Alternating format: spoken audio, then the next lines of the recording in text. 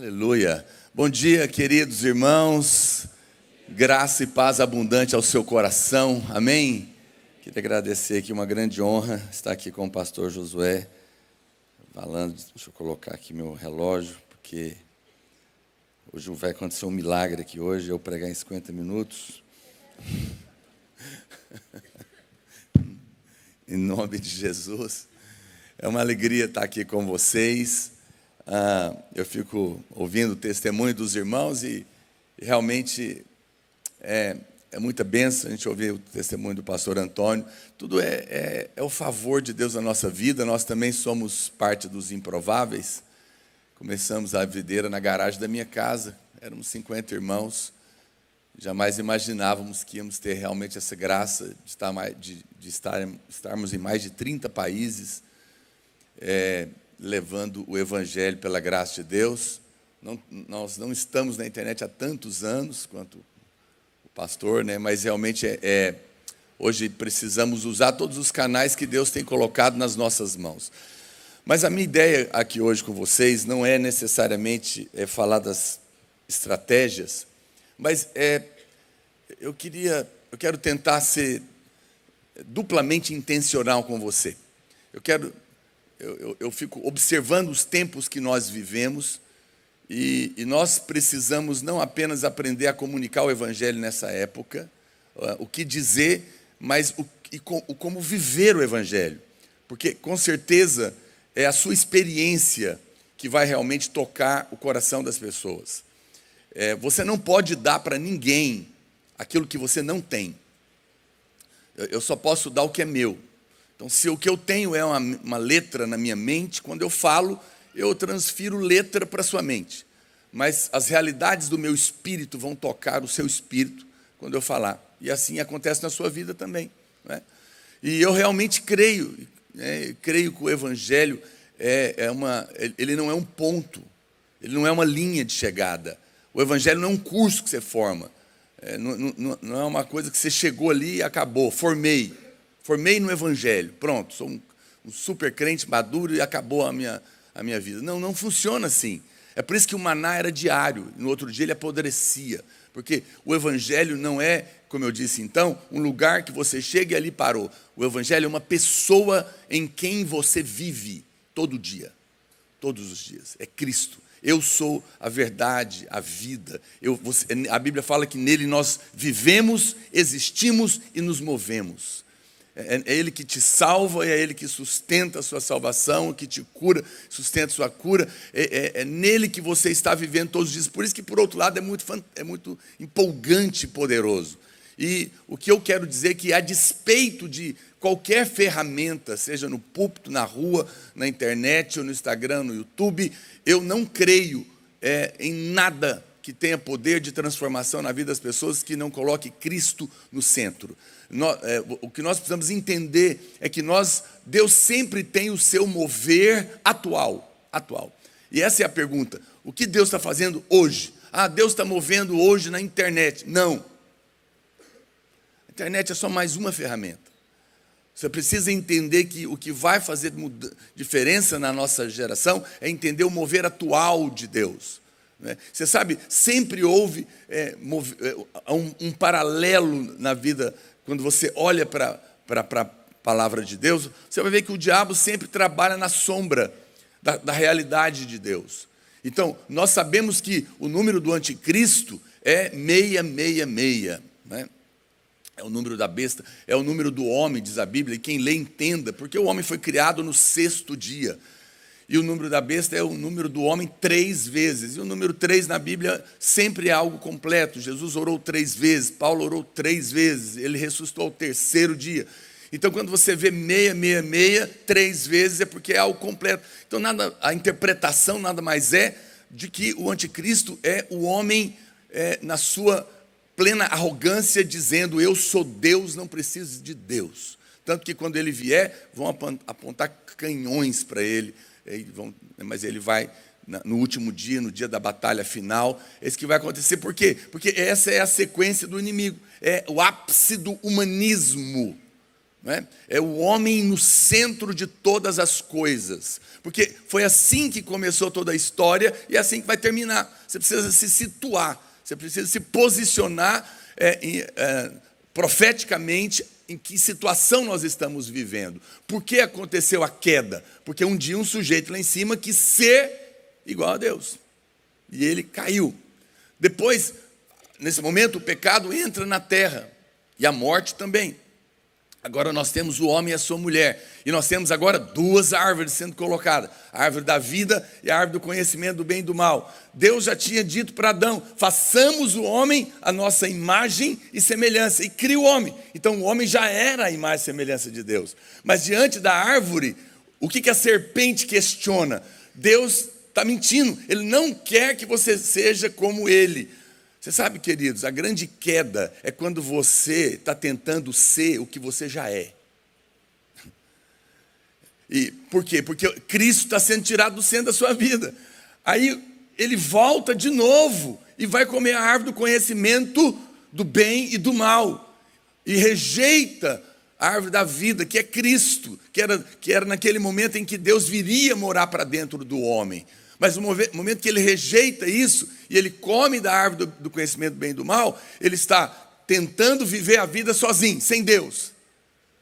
O que é isso? É o homem no centro de novo. Olha o 666 presente desde o começo. É o homem dizendo, eu sou Deus, eu não preciso de Deus, eu dou conta, eu resolvo a minha vida. Essa história tem se repetido. Por que você acha que as redes sociais fazem tanto sucesso? Porque eu estou no centro. O homem está lá. Só que qual que é o grande problema disso, queridos? Então, o ápice que nós vivemos hoje em dia, e daqui para frente é assim, é que cada vez o homem será colocado no pedestal. Porque esse é o princípio da queda. Todas as vezes que Cristo é tirado do centro para o homem ser colocado no centro, a queda está iminente. E um problema grande acontece aqui, porque quando você vai viver a sua vida sem Deus, você vai viver uma vida de cardos e abrolhos. Adão era rico, no Éden tinha tudo. O Éden tinha todo tipo de minerais, de diamantes, de pedras preciosas, tinha comida, água em abundância, todas as coisas estavam lá. Era um lugar fantástico, maravilhoso. Mas quando ele decide viver sozinho, ele é expulso do Éden. E automaticamente tudo que era do Éden fica no Éden. Ele perde tudo e vai viver agora o suor do seu rosto. Cardos e abrolhos. A sua mulher agora vai ter dores. Começa aqui o que nós estamos vivendo nos dias de hoje e vai ser até o final uma palavrinha chamada estresse, ansiedade, medo, angústia. Tudo começou lá. E isso é a maneira que o diabo escraviza. E hoje nós vivemos então um ápice de muitas vozes, de muitas propostas, de muitas ameaças, de pandemias, de guerras, de rumores de guerras, de contas para pagar, de cursos para fazer. Tudo para que o homem seja colocado nessa posição. Mas todas as vezes que você perde o foco do mover de Deus, que é Cristo no centro de todas as coisas, e eu volto a dizer então, lembra sempre disso, o Evangelho não é um curso que eu faço, não é um ponto que eu chego, é uma pessoa em quem eu vivo todos os meus dias. Aí eu volto para o centro, eu volto para o lugar. Cristo abriu a porta. A Bíblia fala que quando o homem foi expulso, 2 querubins foram colocados lá, perderam o acesso, mas lá na cruz, o Senhor abriu a porta do Éden de novo. E Ele é o Éden. Ele é tudo em todos. É nele que nós vivemos, existimos e movemos. Não adianta. Não adianta vivermos em busca de nenhuma outra coisa. Então, o que eu quero dizer algo para você, querido, nessa manhã? A maneira de viver a igreja nesses dias é aprender uma coisa chave, chamada descanso. Descanso. Aqui tem uma chave espiritual mais profunda do que você imagina. Porque foi isso que o homem perdeu lá atrás, a paz. Porque a Bíblia volta e diz o quê? O reino de Deus é justiça, paz e alegria. Porque foi isso que o homem perdeu. E é nisso que está o segredo de vivermos em dias de muitas vozes, de muitas coisas. Você fala, meu Deus, para onde que eu vou? O que eu faço? Como que eu sou igreja agora? O que eu prego? Prega Cristo. Prega Cristo. Volta para o centro.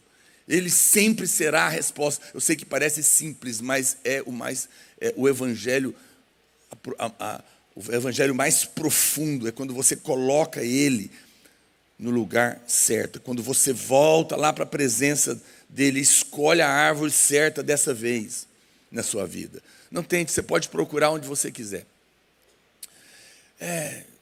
Às vezes eu fico pensando, essa época, nós vivemos e viveremos cada vez mais.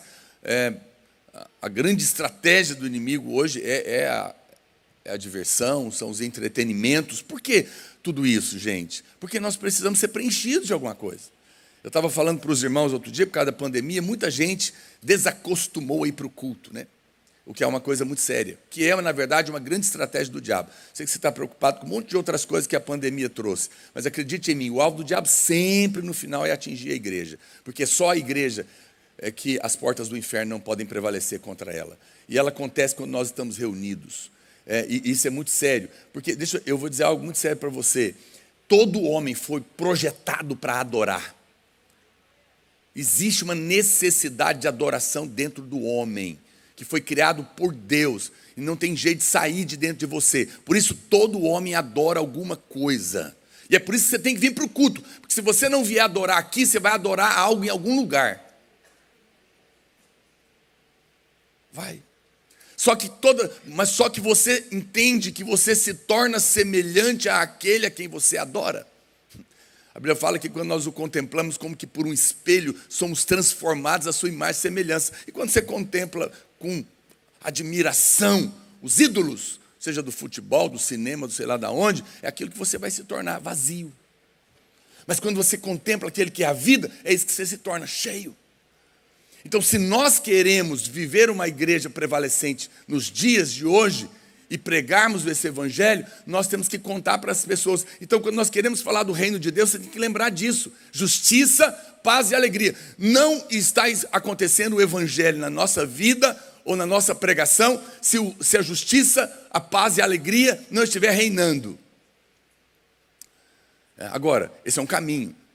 E você tem que entender que isso é o evangelho que funciona e é a resposta que o mundo quer. E precisa. Pastor, por quê? Porque é Jesus que falou, aos seus amados, ele dá enquanto dormem. Seus amados, ele dá enquanto dormem. Então, é como um adolescente que foi acordado meio-dia, né, pelo pai dele. Levanta, menino, larga de ser preguiçoso. Não, eu estou dormindo porque eu preciso receber muito de Deus. É claro que Deus não está falando de dormir literalmente. Mas a Bíblia fala que Deus dá enquanto dormem. Não é uma coisa interessante isso? Você já parou para meditar nisso? Você acredita nisso? Pastor, enquanto eu estou dormindo, Deus está me dando. Não, dormir na Bíblia fala de descansar. Agora, olha o versículo. Aí, então, eu preciso dormir para receber de Deus. Aí você tem que comparar Bíblia com Bíblia, né? Aí a Bíblia fala como que dorme. Salmo 4:8. Em paz me deito, logo pego no sono, porque só o Senhor me faz repousar em paz e segurança. Vamos inverter o versículo? Atribulado, angustiado, cheio de preocupações com o meu casamento, com as contas para pagar, problema com meus filhos, pandemia, política. Em paz me deito? Não, atribulado me deito, logo tenho insônia. Querido, ninguém dorme preocupado. E por isso não recebe. Em paz me deito e logo pego no sono. Se você não tiver paz, você não dorme. Dormir é consequência de paz. Agora, você falou, é verdade. E aí, tudo que eu preciso é de paz, pastor. Como que eu faço para ter paz? Jesus fez isso. Jesus sabia disso. Jesus morreu, ressuscitou e está para partir. Os discípulos estão trancados com medo, que é um grande problema dessa geração. O medo é paralisante. O medo impede a gente de desfrutar de tudo aquilo que Deus tem para nós. O medo também entrou lá atrás, lembra disso? Você sabe qual é a primeira menção de medo na Bíblia? A Bíblia fala que Deus falou para Adão: se você comer da árvore do conhecimento do bem e do mal, você vai morrer. Ele comeu, ele morreu? Não. Mas a Bíblia fala que ele encontrava Deus todo dia, na viração do dia. O que ele deve ter pensado? Eu comi e não morri. A hora que eu encontrar com ele me mata. Sim, é óbvio. Mas Deus não disse: vou te matar. Ele só disse: você vai morrer. E aí Adão se esconde. O medo faz você se esconder. Eu amo porque o Senhor tem bom humor. Ele chega no meio do mato e grita: Adão, onde é que você está? Como se ele não soubesse. Mas isso não é só o bom humor, não. É porque essa pergunta é para nos ensinar uma coisa muito simples, tá, gente? É que Adão estava preocupado com o erro. Deus estava preocupado com a distância. Deus não chegou e perguntou o que você fez. Ele perguntou: onde você está? Porque Deus já tinha provisionado o animal que seria morto no lugar dele. Mas ele estava com medo, porque ele estava com medo de morrer, não é? Então, isso é interpretação, lei da primeira menção. A primeira menção de qualquer assunto na Bíblia define o seu significado pelo resto da Bíblia. A primeira menção de medo está aqui. Ou seja, em última análise, todo medo é medo da morte. Então, você não tem medo de andar de avião, você tem medo do avião cair e você morrer. Eu tenho medo de cobra. Não, você tem medo da cobra te picar e você morrer. Eu tenho medo da minha mulher. Não, eu já não sei.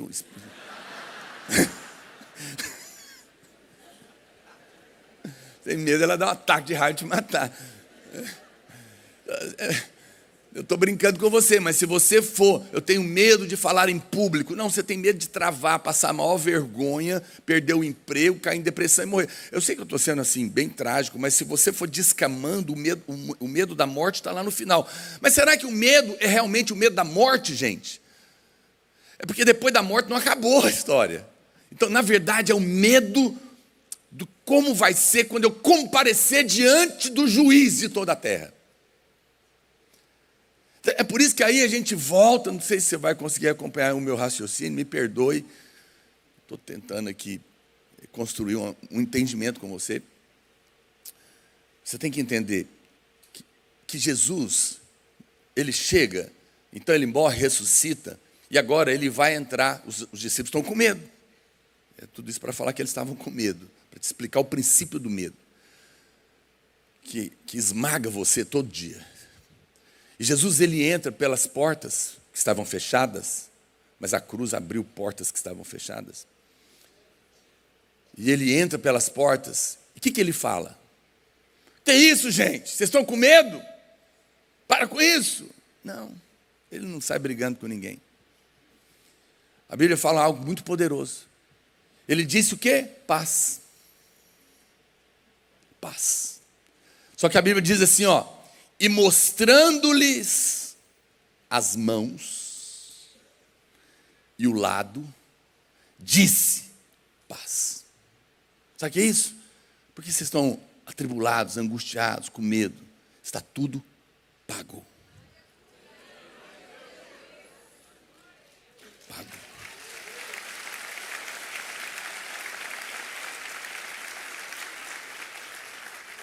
Sabe qual é a grande mensagem dessa época? É contar para as pessoas que a dívida está paga. Sabe qual é a grande mensagem do Evangelho? É que alguém veio pagar sua dívida. Impagável. Impagável. Porque eu disse para você: aos seus amados ele dá enquanto dorme. Mas para dormir eu tenho que ter paz, porque em paz me deito, logo pego no sono. Mas para ter paz, a minha dívida tem que estar paga. Se você não viver com consciência de perdão, em vez de viver com consciência de condenação, você nunca vai viver o Evangelho de verdade. Você nunca vai realmente fazer diferença na sua vida pessoal, na sua família e nas pessoas que estão te ouvindo. Porque esse é o segredo de Deus. Pastor, por que tudo isso? Queridos, porque quando a Bíblia fala que o reino de Deus é justiça, paz e alegria, eu entendo ele como uma escada que a gente vai subindo. Por que eu posso ter, para eu atingir o degrau da paz e depois o da alegria, eu tenho que começar no da justiça. Só que justiça aqui no Novo Testamento, justiça nunca é justiça social, como você está achando, que é muito bom também. É justiça de Cristo. A Bíblia fala que nós fomos feitos justiça de Deus em Cristo Jesus. Agora você tem que entender o que é esse conceito. Talvez eu vou lançar muitos conceitos para você. Se não der para comer tudo, guarda no freezer espiritual. Depois me siga no Instagram, a propaganda. Naor Pedrosa. Com Z. Olha para cá, que eu não tenho 10 milhões. Né? O Antônio não faz propaganda mais, claro.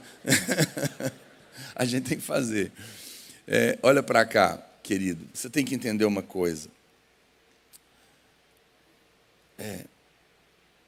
Antes que Jesus viesse, você tinha que cumprir as condições para receber. Mas você e eu nunca somos capazes. Mas quando Ele vem, Ele cumpre toda a lei no nosso lugar. E é por isso que Ele grita lá, está consumado. Quando Ele cumpre todas as condições, os céus estão obrigados a responder com todas as promessas. Então, o que é duas expressões que nos produz paz, que eu estou falando da primeira etapa do reino de Deus, justiça. É a justiça de Cristo. A Bíblia fala que nós fomos vestidos dele. Tudo que ele cumpriu e pagou, agora é nosso, pela fé. Eu me visto dele. Quando eu chego para orar, Deus não vê o Naor, ele vê Cristo. E ele vê alguém que pagou todas as coisas e cumpriu todas as coisas. A minha oração precisa ser respondida. Porque Deus é justo. Né? Então, esses dois conceitos são fundamentais. O que é misericórdia? Diga comigo assim, misericórdia é Deus não dar o que eu mereço. Alguém precisa ser preso, eu te perdoo, vou usar de misericórdia com você. Eu não vou te dar o que você precisa. As pessoas sempre me perguntam, e aí, como é que você está? Eu sempre digo, muito melhor do que eu mereço. Não fala isso. Falo. Eu já vi esses artistas vazios dizer, eu só quero o que eu mereço, tadinho, não sabe o que está falando. Nunca faça essa louca oração. Porque o que nós merecemos é o inferno. Porque todos pecaram. Estamos destituídos da graça de Deus. Mas o que é a graça de Deus? Então, veja, a misericórdia ela faz parte desse pacote. A misericórdia é Deus não me dar o que eu mereço, o inferno. Mas a graça é Deus dando tudo para quem não merece nada. Eu vou melhorar. A graça é Deus dando tudo que você não merece, mas que Cristo merece. É quando você recebe sem merecer. E esse é o grande favor de Deus. Agora, por que isso acontece? Porque Jesus cumpriu toda a justiça. Então, uma vez que eu apenas creio que eu estou nele, eu tenho paz no coração. Porque foi ele que disse, está consumado, está feito. Não há mais dívida para você. Você acredita nisso? Não há mais culpa, está pago. Não diminua o poder disso. Martinho Lutero diz que certa vez Satanás apareceu no pé da cama dele com uma lista de acusações, porque o nome dele é acusador, que te acusa de dia e de noite. Ele rouba, mas não é chamado de ladrão. Ele mata, mas não é chamado de assassino. A Bíblia vai dar o nome de acusador. Ele condena você o tempo todo. O mundo está condenado o tempo todo. A igreja está condenada o tempo todo. Como é que você pode ter paz debaixo de condenação, gente? Veja, mas nós precisamos então de compreender isso. Então o diabo apareceu para o Martinho Lutero no pé da cama dele lá com a lista e muitas coisas verdadeiras. E ele leu, ele falou, pode ler. Martinho Lutero falou para ele, leia. E ele foi falando, tal dia você fez isso, aquele dia você fez aquilo outro, isso aqui você deixou de fazer. E terminou a lista que ele faz para você todo dia. Você não é um bom pai, você não é uma boa mãe, você não tem tempo com seus filhos. Olha, você vive a vida para trabalhar, você não consegue cuidar bem desses meninos. Olha, tem que virar esses meninos, você não paga essas contas, você não é um bom funcionário, você não é um bom pastor. Você orou hoje? Você orou quantas vezes? Você leu a Bíblia? Ih, só leu isso tanto. São todo tipo de condenação. E ele contou o quê? Ele falou, terminou. Escreve embaixo. Pago, lavado pelo sangue do Cordeiro. E naquele momento o diabo foi embora. Eu vou ser muito honesto com você, querido. O diabo tem enganado muitos irmãos de que a mensagem do perdão dos pecados é coisa para novo convertido. Não é. É para você lembrar todo dia. Todo dia. Eu pergunto para você, se aparecesse hoje um parente seu, multibilionário em dólares, e que descobriu você, e gosta demais de você, ele colocasse a mão nos seus ombros hoje e dissesse, ô fulano, eu te procurei tanto, você é meu parente amado. Deixa eu te dizer uma coisa, eu quero te abençoar. Você tem alguma conta para pagar? Ai, eu tenho. Levanta todo. E aí ele fala, eu vou pagar todas as suas contas. E vou dizer mais, a partir de hoje, não importa o que você fizer, de certo ou de errado, você nunca mais vai pagar nenhuma conta. Eu vou pagar tudo até o fim. Descansa. Está sentindo mais paz? O que eu fiz? Só tirei a cobrança. Mas você tem um parente próximo, seu irmão mais velho. Ele pagou a conta. Pastor, mas e aqui está vencendo amanhã? Está paga também. Nós precisamos entrar no lugar. Existe um lugar. Provavelmente eu vou ter que falar de tarde dele. É o lugar que paga a conta. Olha o título. Eu preciso trazer esse povo de volta à tarde, senão eu vou ficar aqui sozinha. A gente não pode contar tudo. Estou usando os gatilhos. Você conhece alguém que tem dívidas? Eu vou contar à tarde. Convide ele para vir aqui.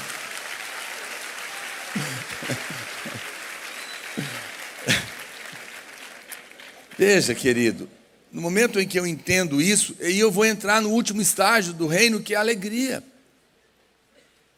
Nós vivemos uma época de opressão, de depressão, de ansiedade, por causa de todas essas coisas que eu estou te falando. Porque nós estamos tentando de novo resolver a nossa própria vida. Agora, então, eu digo para você, lá em Zacarias, no capítulo 4, verso 2, o profeta tem uma visão de 7 tubos de azeite que estavam fluindo. Na Bíblia, dourados. Na Bíblia, o número 7 é algo completo. E o azeite fala do suprimento de Deus, pelo seu Espírito. E o 7, então, fala que na nossa cabeça existe um suprimento completo para todas as áreas da sua vida, sabia? Porque Deus, sendo rico, se fez pobre por amor a nós, para que pela sua pobreza nos tornássemos ricos. Deus tem um suprimento completo para o seu casamento, para o seu trabalho, para os seus filhos, para a sua vida espiritual, todas as áreas. Para cada área da sua vida tem um tubo de azeite dourado fluindo agora mesmo. Qual que é o problema na vida de muitos irmãos? É que todas as vezes que você se preocupa, você é tomado de ansiedade, você aperta o tubo e cessa o azeite. Mas todas as vezes que você tem fé para entregar, você descansa e abre a mão. O azeite flui. Veja, o que eu volto a dizer para você? Pastor, eu preciso viver em paz. Mas a paz, em primeiro lugar, é fruto do perdão dos pecados. Eu não tenho mais dívida. Bem-aventurado é o homem a quem Deus não atribui pecados. Deus não está dizendo que você não tem. Só está dizendo que Ele pagou. E, na verdade, é como se fosse uma cachoeira do sangue de Jesus derramando constantemente sobre a sua cabeça. Todo o tempo o Senhor está te perdoando. Eu sei que muitos irmãos ficam incomodados quando eu falo isso. Não fala isso, você está autorizando as pessoas a pecarem. Eu não sei de onde eles tiraram isso. Porque Eu não sei que preocupação idiota é essa, me perdoe. Somente porco gosta de rolar na lama. Ovelha não. E se você é ovelha, eu não estou preocupado. O pecado é só um acidente na sua vida. Mas eu não tenho medo de te dizer e não posso negar. Se você errar, está pago. Ou você acha que Jesus morreu pelos seus pecados? Lá há 2000 anos atrás, ele morreu pelos seus pecados, sim ou não? Você tinha pecado já?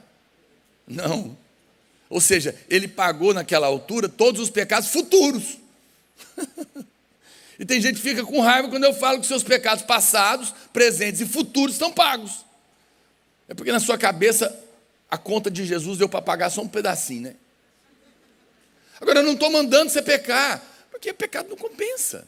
Não fique preocupado com isso. Pecado é carne, carne é comida de serpente. Toda vez que você peca, você dá comida para o diabo na sua vida.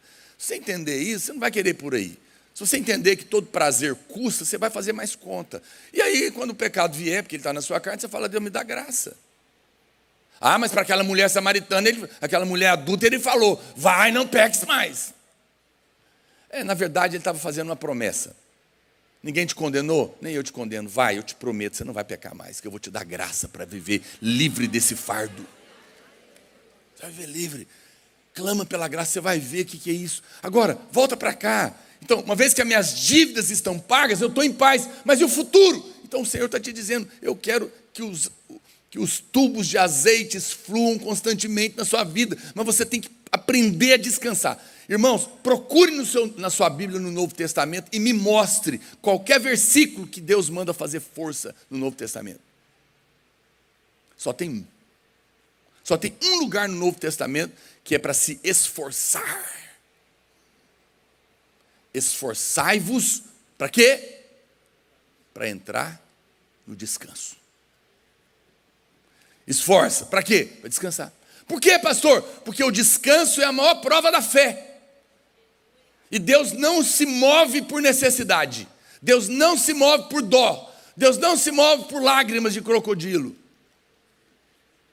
Deus se move porque alguém se levanta e diz, Senhor, eu não sou um coitadinho, o Senhor não precisa ficar com dó de mim, eu sou uma filha amada, eu tenho um pai que cuida de mim, eu estou passando por luta, mas eu creio que o Senhor é poderoso para fazer infinitamente mais do que tudo que eu sou capaz de pedir, de pensar ou de imaginar, e por causa de Cristo, Jesus que está em mim, não por aquilo que eu sou, mas por aquilo que Ele é, não pelo que eu fiz, mas por aquilo que Ele fez, Ele é a minha justiça, e eu me achego ao Senhor diante dEle, vestido dEle, confiado na obra dEle, eu creio que a minha oração será ouvida.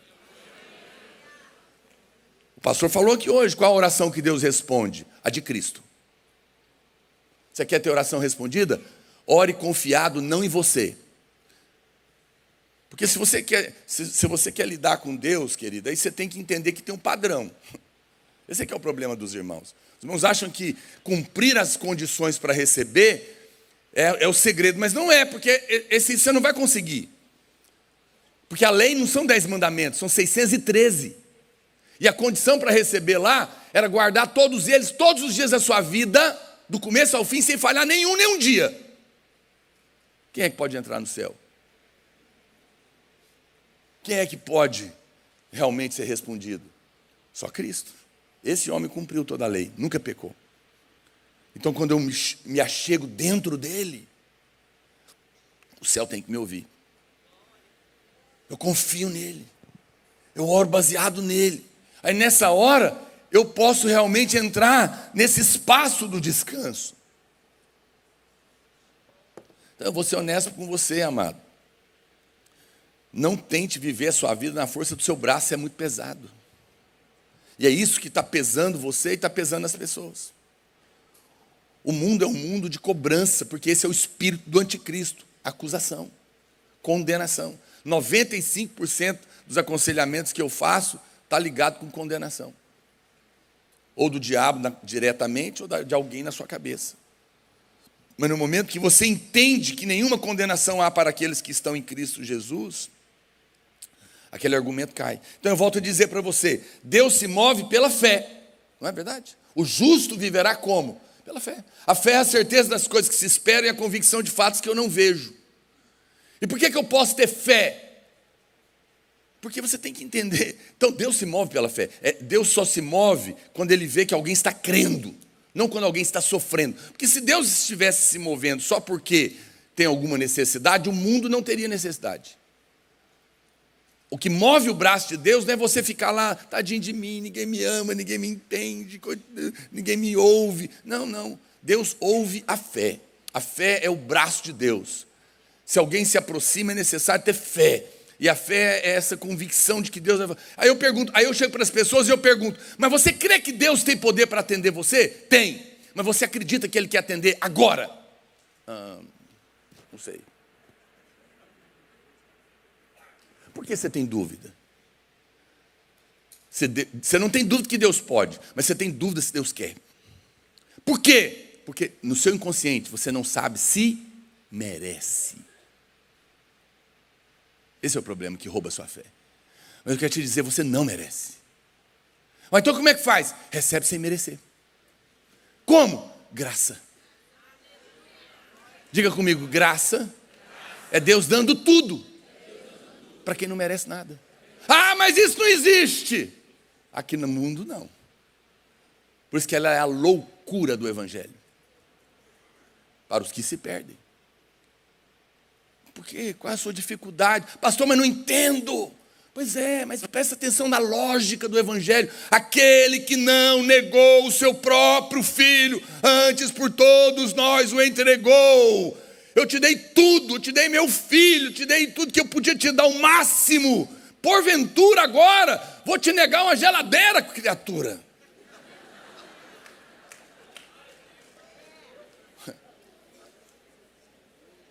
Eu paguei a sua dívida com Deus no inferno, vou negar pagar no banco. Você consegue entender a lógica? Você era meu inimigo, eu morri por você. Agora você está achando que nós vamos voltar num outro tipo de relação. Olha, querido, você sabe por que Jesus foi morto? Por revelar um nome que os judeus não conheciam. Pai. Sabe qual é o maior mover dessa história? É a revelação de que você é um filho amado. Jesus vai começar o ministério dele. Ele entra, ele é levado ao Rio Jordão. Vai ser batizado por João Batista. O céu vai abrir. Imagina a cena. Imagina que você é Jesus enviado para a terra para começar um negócio que vai mudar a história da humanidade. Gente, vai ser um evento enorme. Nesse dia o céu vai abrir, Deus vai falar. O que será que Ele vai falar? O que você falaria? Se você fosse Deus, qual seria o seu discurso inicial para o seu filho na terra? Vá, quebre as cadeias do diabo, cura todo mundo. Sei lá. A Bíblia fala que o céu abre. E Deus fala uma coisa. As pessoas sempre me perguntam, pastores me perguntam, pastor, eu estou começando um ministério. Qual que é o segredo? Qual que você me fala? Qual que é o segredo para começar um ministério de sucesso? Eu falo, nunca seja arrogante de querer começar de outra maneira que Jesus não tenha começado. Jesus é o padrão de tudo. Faz só o que Ele faz que vai dar certo. Começa do jeito que Ele começou. Ele não começou em nenhum outro lugar. Ele começou lá no Rio Jordão com o céu aberto.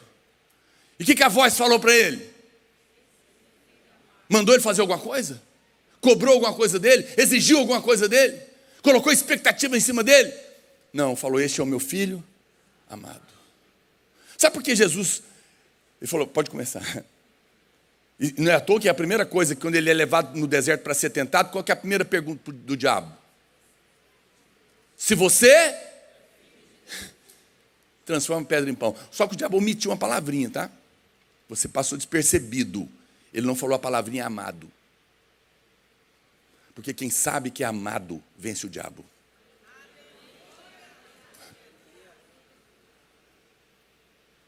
E qual é a primeira tentação? Questionar a sua identidade.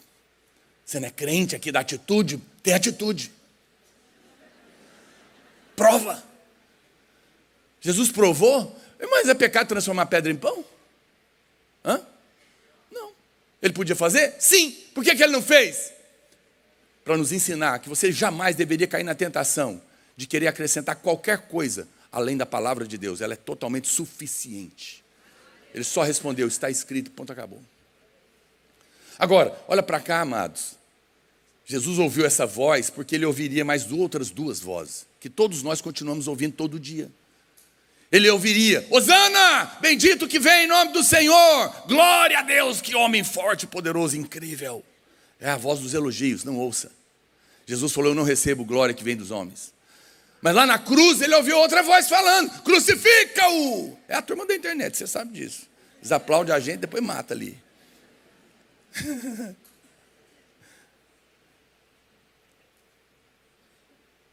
Bom, crucifica-o. Ele estava ouvindo essa voz também, a crítica. Ele ouviu os elogios e falou: não recebo. Ele ouviu a crítica e disse: perdoa. Você vai ouvir elogio e crítica a vida toda, mas eu te digo, a única voz que você deveria ouvir é a do céu, que te diz: esse é o meu filho amado, em quem eu tenho todo o meu prazer. Acorda de manhã, levanta a mão para o céu e lembra: puxa vida, Senhor, eu estou perdoado, as minhas dívidas estão pagas, o teu sangue está sobre mim, e o Senhor me ama, eu sou um filho amado, o Senhor não negou seu filho, então não tem jeito desse dia não ser abençoado. Pastor, por que sangue tem poder?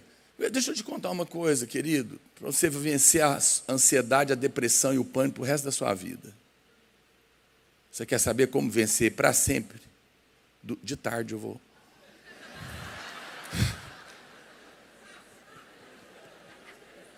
É porque já acabou o tempo.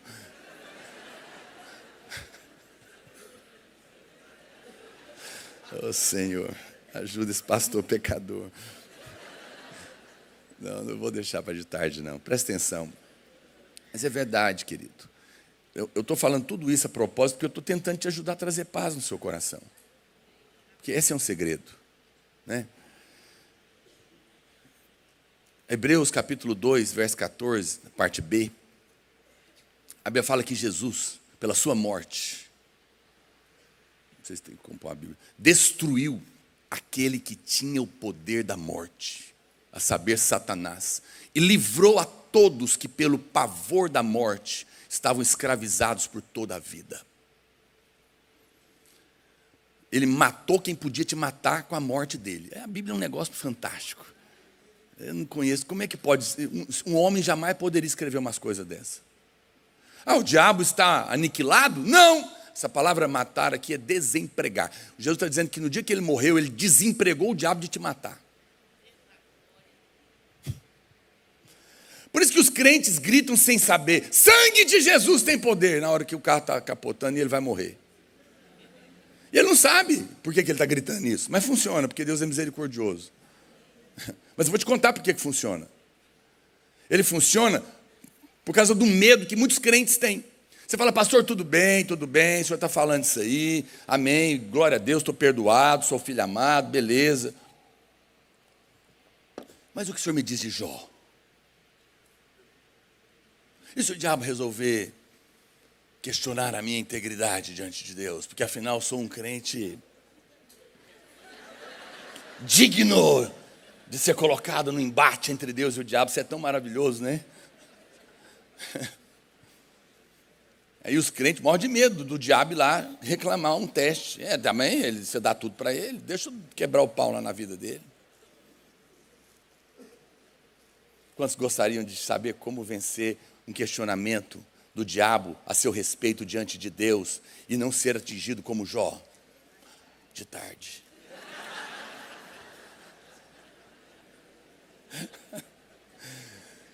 Querido, não precisa ter medo, isso não vai acontecer com você, sabe por quê?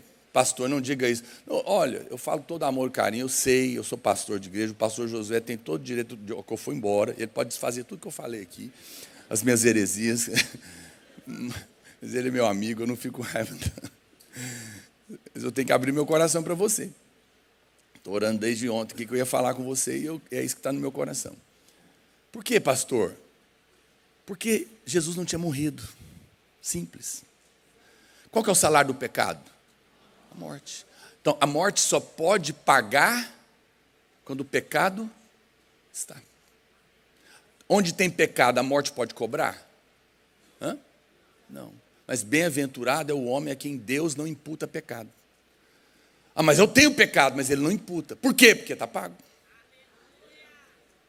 Então, tinha um caminho aberto para o diabo acusar o homem, porque tinha dívida, mas agora não tem mais. A Bíblia fala que pelo seu sangue foi aberto um novo e vivo caminho. Entre Deus e o diabo agora tem um sangue. Ele não pode vir reclamar a sua vida, porque não tem o que cobrar, porque o sangue está sobre você. Por isso é que quando você grita, sangue de Jesus tem poder, para a morte que está querendo te pegar, você está dizendo o quê? Morte, você veio cobrar, o salário do pecado é a morte, mas você não pode me matar. Olha aqui, a duplicata paga. O sangue de Jesus está sobre mim. O mundo espiritual respeita a lei, não é igual ao Brasil.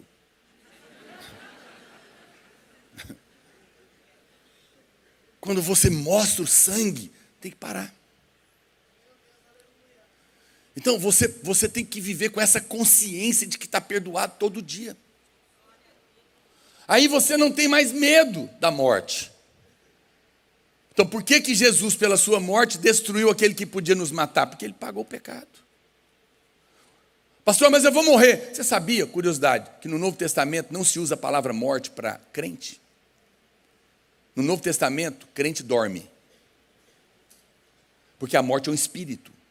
Mas quem está em Cristo passou da morte para a vida. Se você está vindo de sei lá de onde, e indo para São Paulo, você passa pelo Rio de Janeiro. Onde o Rio de Janeiro ficou? Para trás. Você não vai encontrar a morte mais. Quando um crente morre, ele não encontra a morte, ele só volta para casa. Você não encontra esse espírito mais. Esse espírito não vai nos encontrar. Porque Jesus já venceu a morte. E você já está nele. Então você não precisa viver com medo. Você não precisa viver com medo. Não há ninguém que possa, no momento que você crê nessa verdade, você está selado debaixo dela. Então veja, amados, o poder de Deus é liberado. Então quando você entra no descanso, por quê? Porque o descanso é a maior prova da fé. Lembra que eu falei? Quando que eu descanso? Quando eu creio que Deus está cuidando. Quando eu consigo entregar, eu descanso. Chegou alguém capaz de resolver. E Ele me ama porque Ele é meu Pai. Aí eu descanso. Então essa é a prova da fé. Por isso que o descanso é poderoso. Não é que agora eu tenho que... Eu não estou falando de descansar, ir para a praia, ou viajar. Não, querido, ficar parado não significa descansar. Pega um pai de família desempregado há 4 meses, está fazendo nada, mas está altamente estressado. Lembra? Jesus é o Senhor do sábado.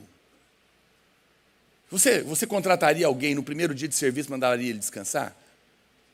Foi isso que Deus falou. Primeiro dia do homem é sábado. Vamos começar, Adão, vamos, como que é? Vamos descansar.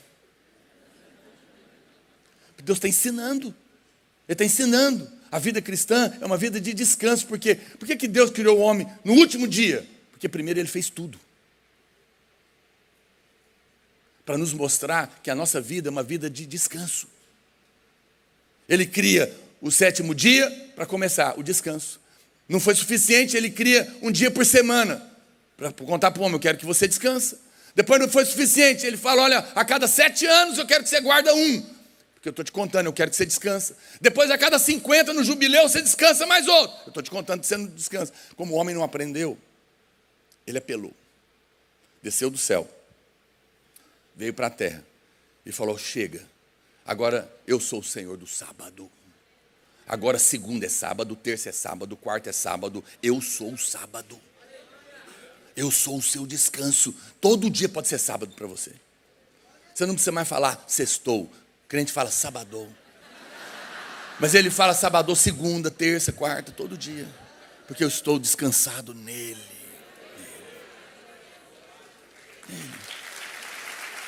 Agora, você quer... Olha o que diz Isaías 30. Isaías capítulo 30, vou te mostrar o poder do descanso. Porque ainda diz o Senhor Deus, o Santo de Israel, em vos converterdes e em sossegardes está a vossa salvação. Na tranquilidade e na sua confiança está a vossa força. Mas vocês não quiseram. Ele está dizendo que a prosperidade e o sucesso é para aquele que conseguiu descansar. E aquele que conseguiu descansar foi aquele que creu.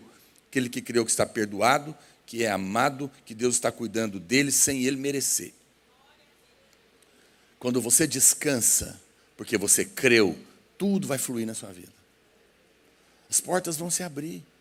É a palavra de Deus que está dizendo. O Salmo, a palavra do Senhor, ele é tão poderosa. Quero encerrar,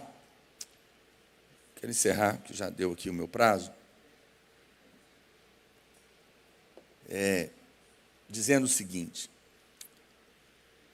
o favor de Deus, a graça de Deus, merecida, é a chave da nossa vida. Pastor, mas então eu não tenho que fazer para merecer? Pois é. Antes você fazia para poder merecer, verdade. Hoje eu não faço porque eu mereço, eu faço porque eu amo. Sabe, eu não faço nada para conquistar o amor da minha mulher. Eu faço porque ela já é o amor da minha vida. É diferente. Tem gente que está fazendo janta para conquistar alguém. E tem gente que está fazendo janta porque foi conquistado por alguém. Tudo é fazer janta. Mas a perspectiva muda. Eu não sirvo a Deus porque eu preciso de uma barganha com Deus.